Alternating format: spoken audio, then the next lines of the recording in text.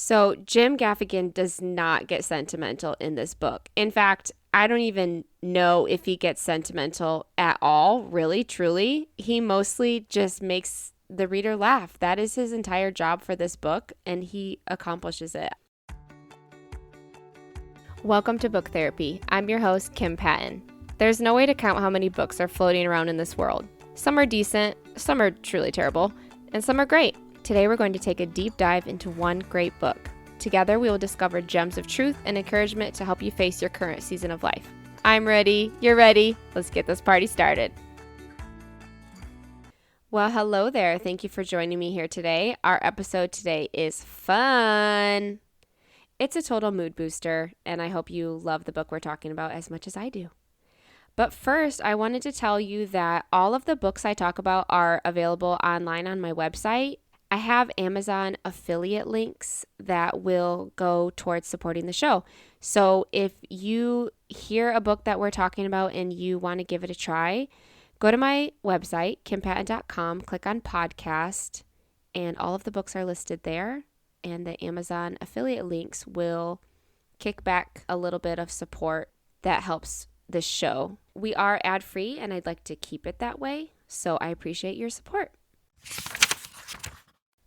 Let's dive into the book. Today is a light read. It is by a comedian. His name is Jim Gaffigan, and the title of the book is Dad is Fat. This was published a little while ago. It's not brand new. 2013. It was when his kids were super, super little. So he has 5 kids. He lives with his wife, Jeannie, in New York City. He does stand-up comedy, and in his acknowledgments, he talks a lot about his wife, Jeannie, and how amazing she is because she truly is a superhero. She also has a book out about her experience with a brain tumor. It's called When Life Gives You Pears. I listened to that on audio, which was lovely, and I highly recommend it. But this book is based on Jim's experience as a parent. And I read it when I newly became a parent in 2020. And because of the COVID pandemic, I was stuck home a lot. And I was also feeding my little baby with the bottle in the same chair many, many times a day. And I read it on an ebook on my phone. I loved it. It made me laugh so hard. Let me just start by reading a few of the chapter titles because it kind of gives you a hint of what the book is about. We have Drinking the Kool-Aid, The Lone Ranger, Anti-Family, A Self-Portrait, Losing My Religion, No Such Thing as a Free Babysitter, Negotiating with Terrorists, How to Put 5 Kids to Bed in a 2-Bedroom Apartment. This guy really knows what he's talking about in this book, and he throws himself under the bus often. I think that's what makes it so great. So the first takeaway that I have is caretaking helps curb narcissism and selfishness. Any form of caretaking, whether it's an elderly parent or a neighbor or children, of course, or persons with disabilities, there are many forms of caretaking. I would even consider teaching to be a form of caretaking because you are nurturing and taking care of a classroom full of children. And that is a monumental task. I have so much respect for teachers. When you are in charge of someone else's well-being, your needs and your wants and your desires and your immediate needs take a back seat because you are faced with the immediate needs of the person you're taking care of.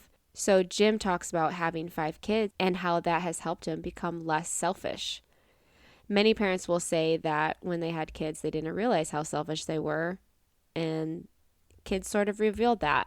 I agree with that, but I also just think that everyone is selfish. Everyone is looking out for themselves. That's our nature. So it's really not that big of a surprise. I would say that having kids has made me realize how frustrated I get when I can't do things for myself, or I want something and I have to wait, or I have to put it to the side in order to care for someone else.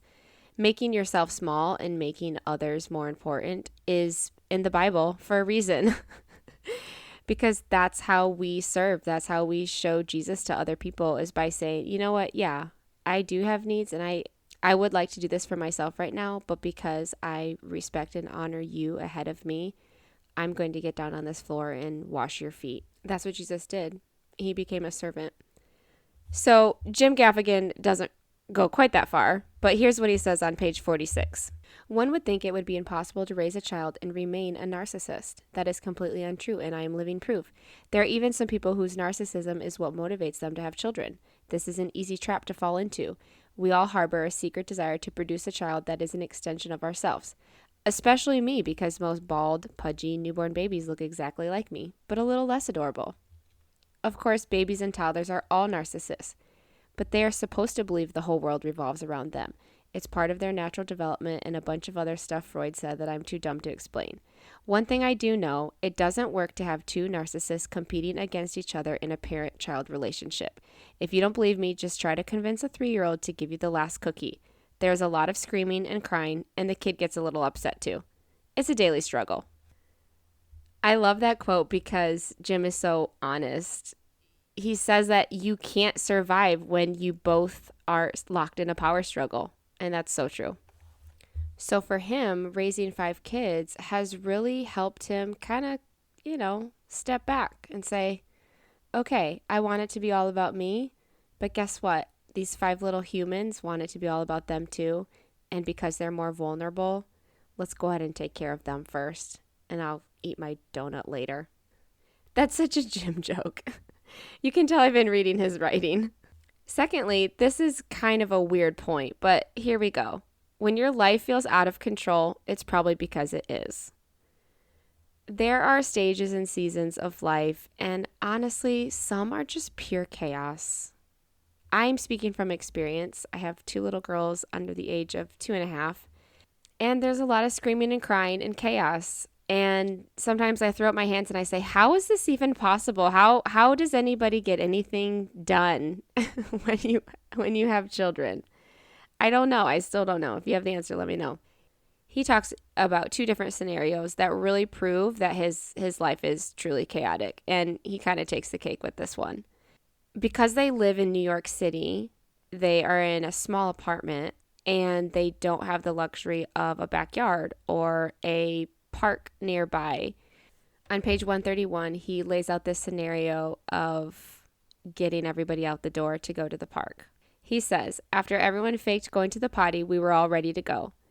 An hour later, we trekked down the 5 flight of stairs. I wore the newborn in a Bjorn, carried my 1-year-old, held the hand of my 3-year-old while I pleaded with my 6 and 8-year-olds to hold onto the railing. At the bottom, I had the 8-year-old hold the hand of the 1-year-old as I grabbed the double stroller off the 2nd floor, where our childless neighbors had mercifully allowed us to store it with the big kids' scooters. I pushed the 1-year-old and the 3-year-old in the double stroller as I wore the newborn and monitored the 6 and 8-year-olds on their scooters. Whew! I'm tired just reading this, and he was the one going down the stairs with all of the kids.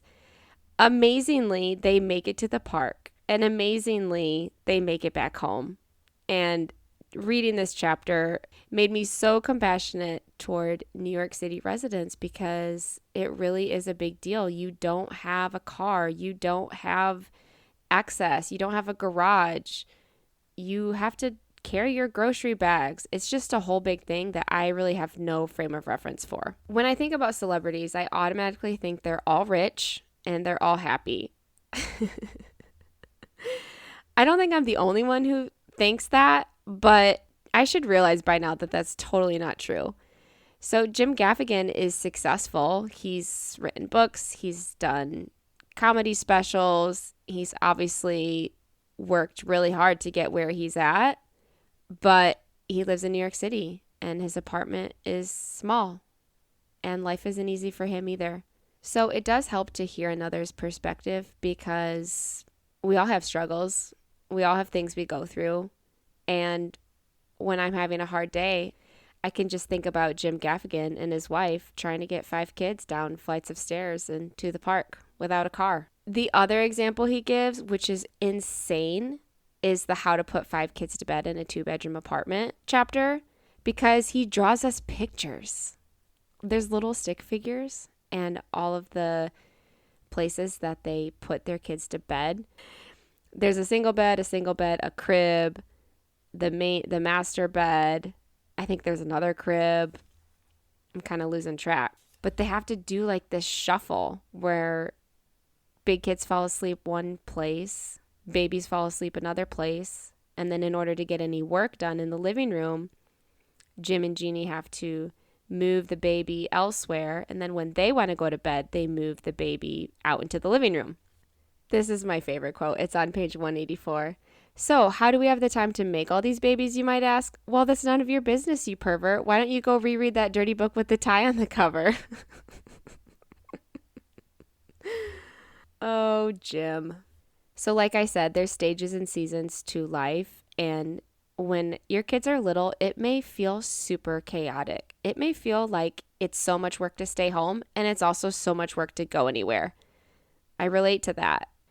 But my kids aren't little forever. And I recently saw a video about Jim talking about how his kids are teenagers now. And of course, he has tons of material from some of his teenagers who are hormonal and everything that teenagers are. The last point that I have is that all the chaos is worth it. Like we were talking about stages and seasons. It may feel like you're not going to survive, but you will survive and you will have learned something. And the next stage will hopefully be sweeter because of it. So Jim Gaffigan does not get sentimental in this book. In fact, I don't even know if he gets sentimental at all, really, truly. He mostly just makes the reader laugh. That is his entire job for this book, and he accomplishes it. On page 240, he gets probably as close to being a sweetheart as he does in this entire book. And it's when he's talking about all of these people who continually ask him why he has so many kids or if they're done. He talks a lot about what people ask him. So this is him kind of wrapping up his response to why he has so many kids. It's on page 240. He says, I guess the reasons against having more children always seem uninspiring and superficial. What exactly am I missing out on? Money? A few more hours of sleep? A more peaceful meal? More hair? These are nothing compared to what I get from these 5 monsters who rule my life. I believe each of my 5 children has made me a better man, so I figure I only need another 34 kids to be a pretty decent guy. I would trade money, sleep, or hair for a smile from one of my children in a heartbeat. Well, it depends on how much hair. He makes a really good point. Yeah, we want a peaceful meal. Yeah, we want more money. Yes, date nights sound fun. 9 hours of sleep at night sounds great. But his point is when you give up things for someone else, your rewards are much more valuable than any small thing that you're missing out on. And trust me, it's a real thing to miss out on things. When you're caretaking, you are missing out on things. There are things that you're not going to be able to do. There are places you can't go. There are dreams that you might have that aren't possible right now. But when you're caretaking, you are putting yourself second, and that's admirable. And you're going to learn more that way than if you put yourself first. When we put others ahead of ourselves, we really, truly are practicing out the gospel, and I think anyone can benefit from that. So you may have known Jim from his comedy, and I love his comedy, but I also find it mildly annoying. I can only handle so much Jim Gaffigan. His voice just gets in that upper register whininess that I'm like, well, I could probably live without this at the moment. But this book has been the most enjoyable thing for me from him over the years. I did read his other book about food. I didn't like that as much, but if you are a foodie or if you just love reading about food and you like his comedy on food, because he talks about it all the time, then that book is also probably more up your alley. I hope he writes more, honestly. I think he's a good writer, and I think that Jeannie has a lot to do with it. I love actually what he says at the beginning of the book, which is this book is dedicated to Jeannie, da-da-da-da-da-da-da-da. He just kind of lifts her up and shows how amazing she is. His last couple lines say, I don't know how I got so lucky to have Jeannie as a writing partner, lover, and friend, but I scored big. She really has ended up being a fantastic first wife. I've never forgotten that line. He loves his wife so much. In fact, she probably helped him write that line. She's that amazing. So we managed to take a book of comedy called Dad is Fat and turn it into a few key points that we can apply to our lives First of all, we talked about caretaking, helping curb narcissism and selfishness. Second of all, we talked about when your life feels out of control, it's probably because it is. There's stages and seasons to our lives. But of course, we wrapped it up with all the chaos is worth it. You can step back and admire how far you've come, how much you've grown, and what you've learned. Thank you, Jim Gaffigan, for making us laugh and being an okay dad. Please don't stop writing. Thank you for listening to Dad is Fat by Jim Gaffigan. Once again, if you would like to try any of the books that we've talked about on the podcast shows, you can go to my website, kimpatton.com, click on podcast, and you'll find some Amazon affiliate links, and that goes to help support the show. So I appreciate it, and we'll see you next time. That's such a Jim joke. I didn't say that. He didn't say that.